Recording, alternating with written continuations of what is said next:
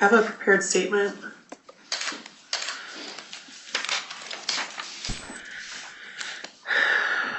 My name is Allie Bradley. I'm 36 years old, and I'm a survivor of Benjamin Smith's attack at Normandale Park on February 19th, 2022. I'm an anti-fascist corker, a de-escalator, and a friend to June Knightley, Catnap, Deg, Deja, Hank, and their families. What transpired that night is a stain on the fabric of my life. Ben Smith, you saw a group of unarmed, friendly, powerful women and sought to steal their life from them. I remember asking you when I arrived and witnessed you screaming and pointing your finger at June through her window if you really felt good about intimidating a bunch of women. And then you turned your attention to my friend Deg, standing alone and exposed outside of her car. It became clear to me that you did, in fact, enjoy trying to scare them as a coward or a bully would. I found you pathetic and enraging. Yet another man trying to scare women out of a public place because you were threatened by our power and our fearlessness in the face of your threats. We were never a threat to you, not even after your pathetic attempt to goad me into hitting you. The fact I stood and pushed you back without flinching must have cut your ego deeply. The fact we all stood our ground for each other, protecting each other, must have enraged you. Our strength emasculated you, and you shot us for it. You sought to destroy us, and we are still here. I hope it hurts you to see our resilience, even after you murdered June and tried to kill the rest of us. My friends and the people who survived your attack, close ranks around us. We are not scattered to the wind.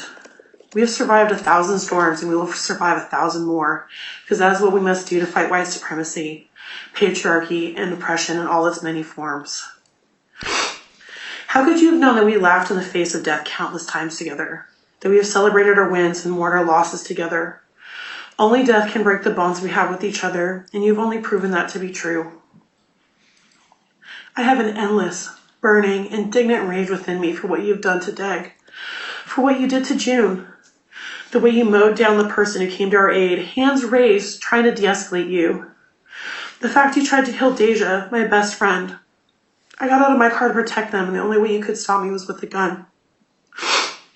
Imagine the power we have between us, the love we have for each other that kept us from turning away and running in the face of death. We are the people who run towards conflict. We are the people who face angry motorists and white supremacists and small, angry little men like you, and we terrify you. I have relived that night countless times. I see it and smell it and feel it every single day. The weight of your bullets has not left my body. I think often about lying on the ground, considering if I was paralyzed or not, before getting up to tackle you so the shooting would stop. And it didn't. You tried to kill me again before you were stopped by my sweet, gentle, kind friend, coming like an avenging angel through the dark. When I got into my truck, laying as low as possible, seeking safety, seeking a solution, I saw blood pouring from the back of my neck, and I thought I was going to die. I tried to start my truck to run you over, the complete opposite of what I've done for years to save the rest of us. You could not steal my strength even when you tried to kill me. I think about how completely silent that night was. After watching the video, I realized that it was not silent. I just couldn't hear you because my ears were ringing from your gunshots. The only thing I could hear was my own voice, screaming into the dark before breaking. My entire world was reduced to a tiny bubble of light, and my friends and comrades poured in from the darkness to save us. I remember standing over you and screaming into your face. You were pale and small and so afraid.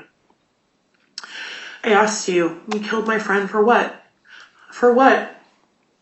And I still don't have an answer. I promised you I'd haunt every day for the rest of your life.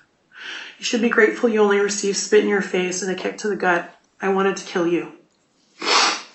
There will never be true justice for what you did. Deg has lost the ability to live her life without constant care. T-Rex is gone forever. I will never be the person I was before. What I have gained from all of this is the confidence of knowing that anything that anybody could ever do to me has already been done, and yet I'm still standing. The only way that you could truly work towards repaying your debt to me is to understand my heart. Understand that I'm a Valkyrie and I will never stop for my friends. Know that my rage and my power comes from the deep love and understanding and camaraderie my friends and I have for each other.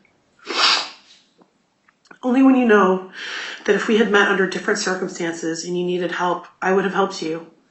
If you had sought community instead of false vengeance, I would have accepted you. The fault is with you and only you. You turned your back on society and decided you would drag us with you to hell. And yet we still stand together, defiant. My hope is that I can one day sit and talk with you. My hope is that you will learn about who I am, who we are, and the depth of what you have done to me. Only when you understand me, when your heart breaks like mine, will your debt to me be repaid. Thank you so much for coming today. I have a feeling our community is going to continue to hear your voice. So keep speaking. Okay. Thank you so much for coming today. Thank you. I can't imagine how long it took you to write that and rewrite it, right? Yeah. So thank you for sharing all of those thoughts with us. Thank you.